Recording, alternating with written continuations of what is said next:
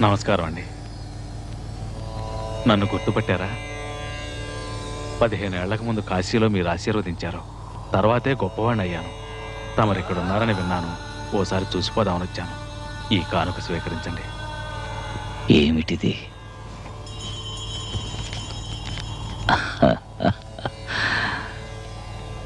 దీనివల్ల ఈ జడానికి ఏం ఉపయోగం? సర్వం తెలిసిన మీకు నేను చెప్పాలా? ఈ లోకంలో ధనం లేకుండా జీవించడం కష్టం అండి. ధనం మూలం ఇదం జగత్తు కదా. ఇప్పుడు నీకేం కావాలి? మీ ఆశీర్వాదం వల్ల నా ఆశలు నెరవేరినాయి. కానీ జీవితంలో నాకు మనశ్శాంతి లేదు.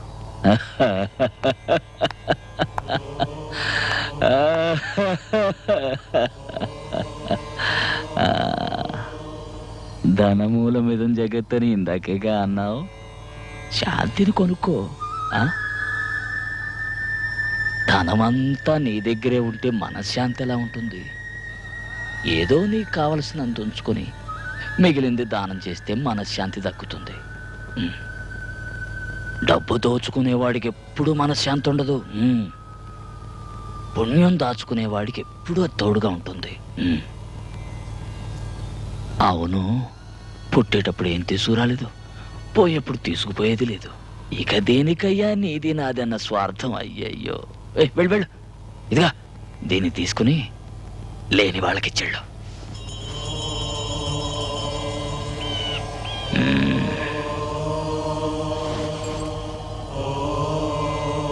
ఎందుకు వచ్చారు? స్వామినా?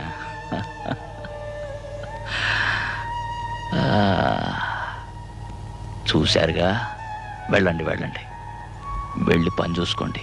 పనే దేవుడు. కొంచెం తప్పుకోండి తప్పుకోండి, కొంచెం కొంచెం తప్పుకోండి.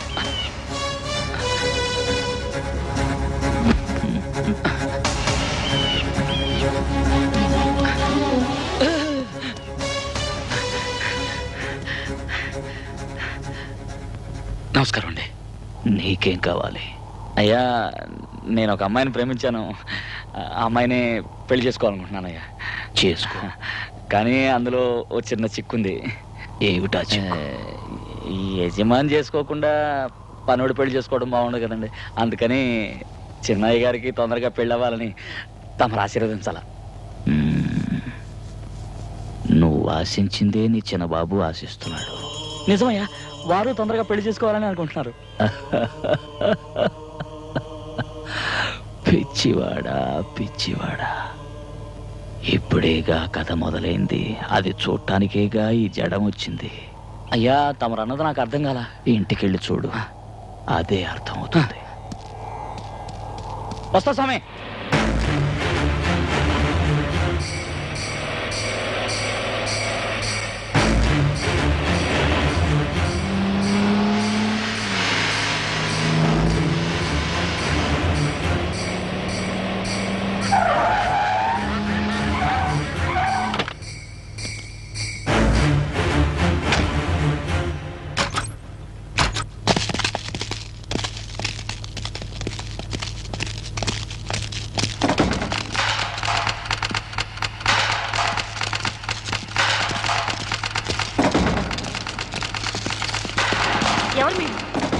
ఏం కావాలి? మిమ్మల్ని అడుగుతుంటే అలా వెళ్తారేంటి? వాళ్ళంతా చిత్తూరు పోలీసులే. పోలీసు అని చెప్పాను కదరా, ఏంట్రా చూస్తున్నారు? పోలే. ఎవరు రంగనాయకమ్మంట ఇంట్లోంచి పారిపోయి ఇక్కడికి వచ్చి దాక్కుందంటగా. దాన్ని తీసుకుపోవడానికి వాళ్ళ బావయ్య వచ్చాడు పోలీసులతో. అత్తలేని కోడలు తమ్మురాలు ఓయమ్మా ఓయమ్మా ఓయమ్మా.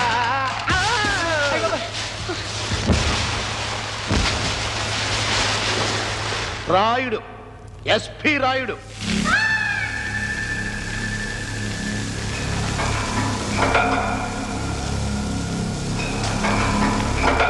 ఆడి పేరు చెబితే చిత్తూరు జిల్లా గడగడగడగడలు ఆడుద్ది. పెద్ద గొడవ పెట్టుకుందామని వచ్చాడు.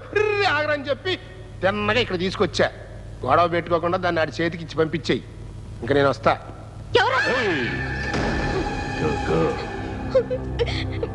ఏవే నన్నే పిచ్చోడు అనుకున్నావా? పార్ట్లు పేలిపోతాయి. పద.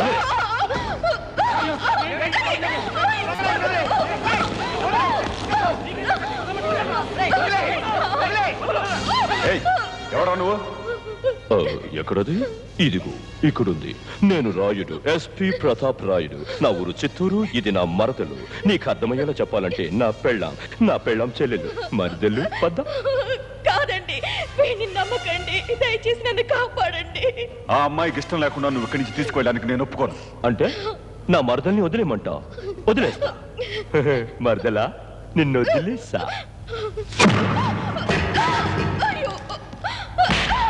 ఎవడ్రా అది? చిన్న బొమ్మ చేస్తావురా? ఓరి పిచ్చోళ్ళారా, ఈ పిచ్చోడి కాస్త పిచ్చి కుదిరించండి రా.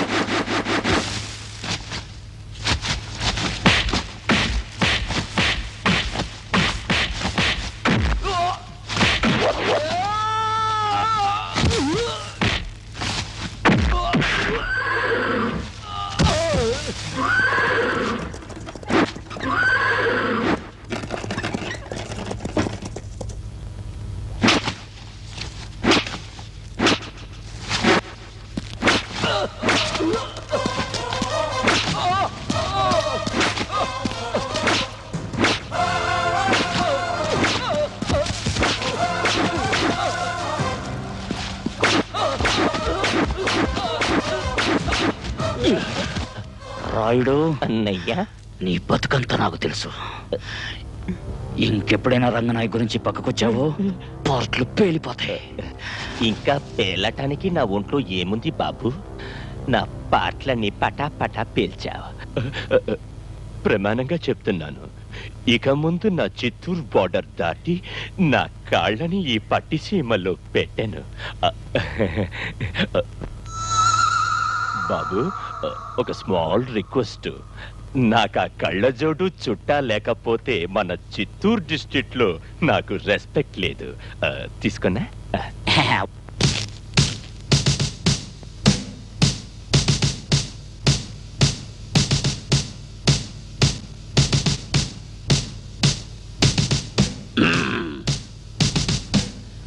బండి స్టార్ట్ చేయండిరా, పదండి.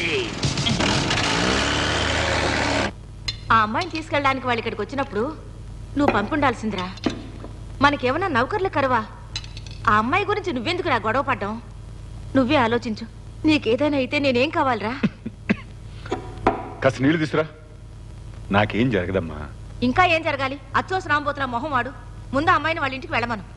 ఆ పని మాత్రం చేయలేను. జీవితంలో పెళ్ళే చేసుకున్నాను నేను. ఒప్పుకున్నానంటే కారణం రంగనాయక్ మనసు ఇవ్వటం వల్లే.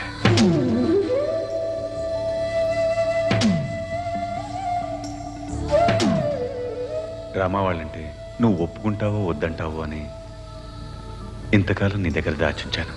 ఏమిటి నువ్వు అనేది? అప్పుడు నువ్వు పెళ్లి చేసుకుంటానన్నది పద్మినిని కాదా? ఏంటమ్మా నువ్వు అనేది? తన్ని కల్లో కూడా నేను ఆ ఉద్దేశంతో చూడలేదు.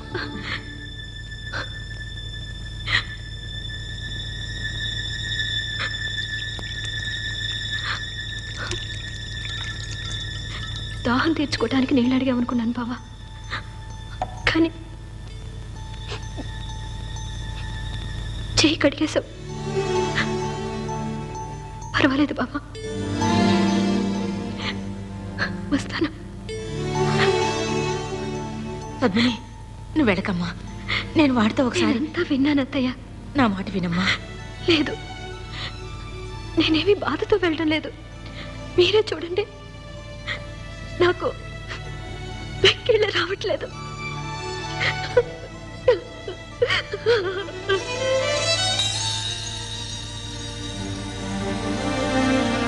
రాజా, మీ మామయ్య గురించి నీకు సరిగ్గా తెలియదు బాబు. ఈ విషయం తెలిస్తే ఏం చేయడానికైనా సిద్ధపడతాడు. ఏమైనా కానిమ్మా, నాకు పెళ్ళంటూ జరిగితే అది రంగనాయకతోనే, లేదా ఈ జీవితం ఇంతే.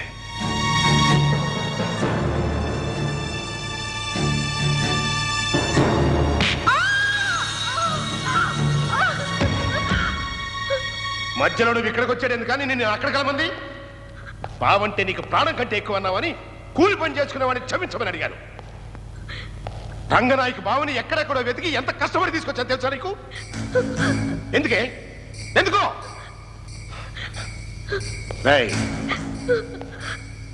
ముత్తు రంగనాయకు బావని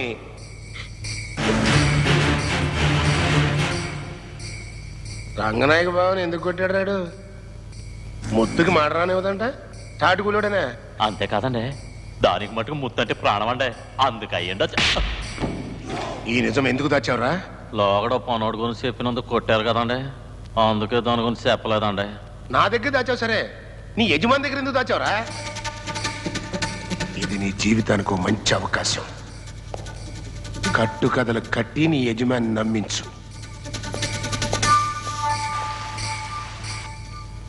రంగనాయక్ ఎక్కడా? ఇప్పుడే అటు వెళ్ళిందమ్మా.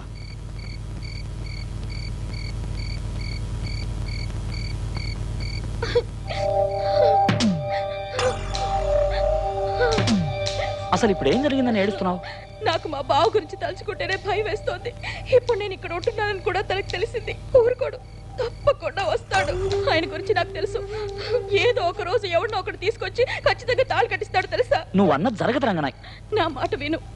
నువ్వు కాకుండా ఎటువంటి రాజకుమారుడు వచ్చినా సరే అతను నా కంటలో కట్టేది తాళి కాదు, ఉరితాడే అవుతుంది. అర్థం లేని మాటలు మాట్లాడుకు రంగనాయకి. నేను నిన్ను పెళ్లి చేసుకోనంటున్నానా? నేను చెప్పేది విను. నీకంతా తెలుసు. నాకు తల్లి, తండ్రి, గురువు, దైవం సర్వం. మన అమ్మగారు చిన్నబాబు గారే. యజమాని పెళ్లి కాకుండా పనులను ఎలా చేసుకున్నాం? అబ్బా, యజమాని యజమాని యజమాని, ఎప్పుడు చూసినా యజమానేనా? జీవితాంతో ఆయన పెళ్లి చేసుకోలేదనుకో, మనం పెళ్లి చేసుకోకుండా ఉంటావా? రంగనాయకి నా మాట విను. నన్ను తాకు. చూసారయ్య గారు, ఆ అమ్మ వద్దు వద్దు అంటుంది, ముత్తు సంపెత్తనంటున్నాడు.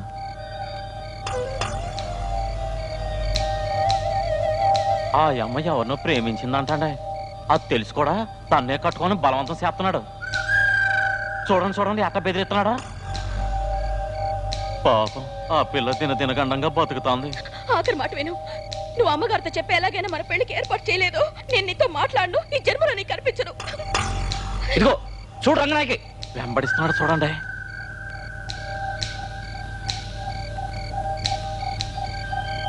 ఇదే కాదండి, ఇంకా చాలా ఈశయాలు ఉన్నాయండి. తమరుప్పు తింటూ తమరికే ద్రోహం చేస్తున్నాడని తెలిసి తట్టుకోలేకపోతున్నానండి. చెప్తే ఏమనుకుంటారని. ఏమనుకోను. తమకి నాటకాలంటే ఇట్టమని సొత్తు అంతా నాటకాలకే దారబోతున్నారని అమ్మగారికి చెప్పి సగం సొత్తు ఆడిపేర రాయించుకున్నాడు అయ్య గారు. తమరికి నీళ్ళ ఉంటూనే ఎన్ను పొడిచాడు చూసారా.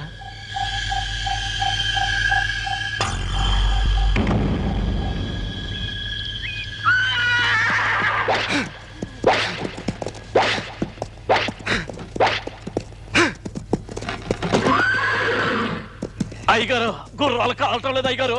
వాడు పెంచిన గుర్రాలు కదా, వాడి బుద్ధిలో వచ్చుంటాయి. తాటూడేలా కుట్టి తీసేయటం.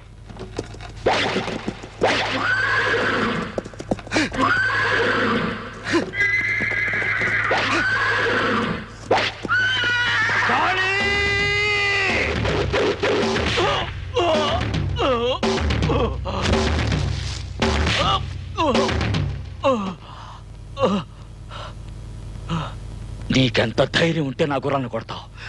నా బండి ఎక్కడానికి నీకు అధికారం ఎవరిచ్చారా? నేనే వాడికి అధికారాన్ని ఇచ్చా. ఇంకెప్పుడు నీ చేతులు వాటిని తాకకూడదు. నీ కాళ్ళు ఈ గడప తొక్కకూడదు. నువ్వు నా కంటి ముందు ఉండకూడదు. నువ్వు చేసిన ద్రోహానికి సజీవ దహనం చేస్తుండేవాడిని. కానీ ఇన్నేళ్లు కలిసిన పాపానికి నిన్ను క్షమించి వదిలేస్తున్నాను. మర్యాదగా వెళ్ళి అక్కడి నుంచి. చిన్నబాబు, నేనేం తప్పు చేశాను? మాట్లాడకో. నాకంతా అయోమయంగా ఉంది. ఏంట్రా దద్దమ్మలా నించుంటావు? వీళ్ళని ఇక్కడి నుంచి తన్ని తరిమేరా.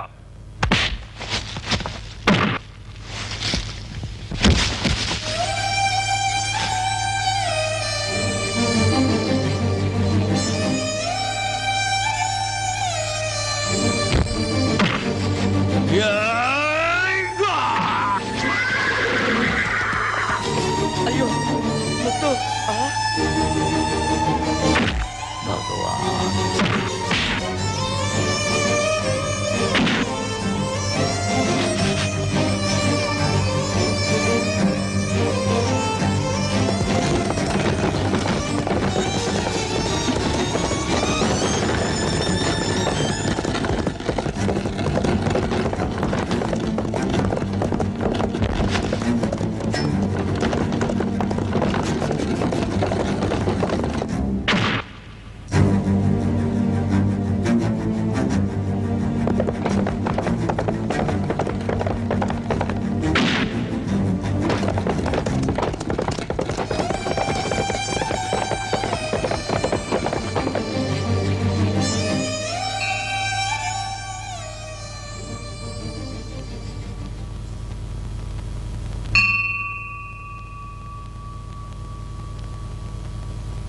రామా,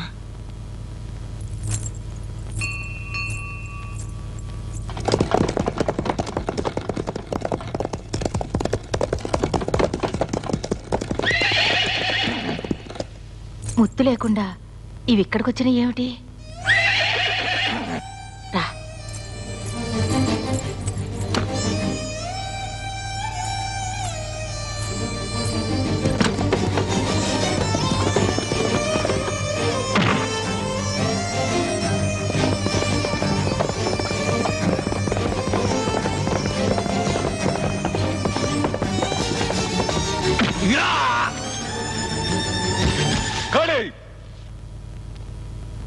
ఇంకా వెళ్ళకపోతే నేనే వీడిని మెడబట్టి బయటకు గంటుతా.